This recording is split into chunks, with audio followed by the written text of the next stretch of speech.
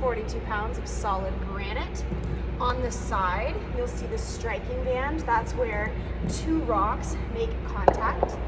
And on the bottom, you'll see a running band. This is where we sandpaper and we service the rocks. This is the area where we're actually in contact with the ice.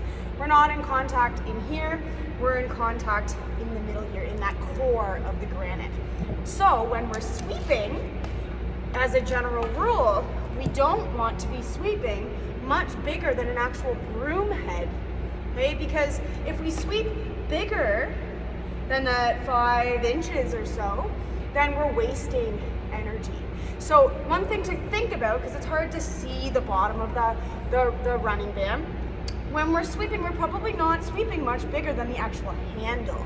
Okay? And you can use the edge, the outside of the colored part of your rock to give you an idea of where roughly that running band is, so you can have accurate placement of that push stroke.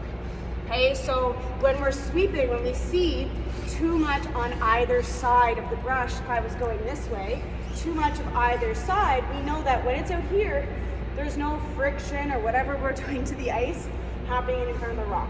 Okay, so we're wasting energy by sending it out there, and we're influencing the path of the rock. So when we're thinking about where we're placing our brush to sweep, we're thinking about how, as the brush moves away from us, the amount of force that we can apply decreases, and as the brush moves closer to us, it increases. That force that we can apply increases.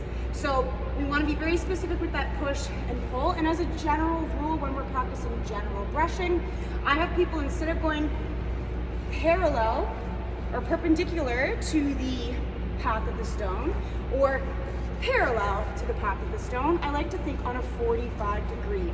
And the theory behind that, if I have another brush, one brush stroke is going this way, the other brush is going this way, and we're covering the most amount of surface area underneath that stone. So as a general rule, when we're practicing basic brushing, regardless of if you're in open or you're enclosed, I have you think of trying to work on that 45 degree and have your partner do the same.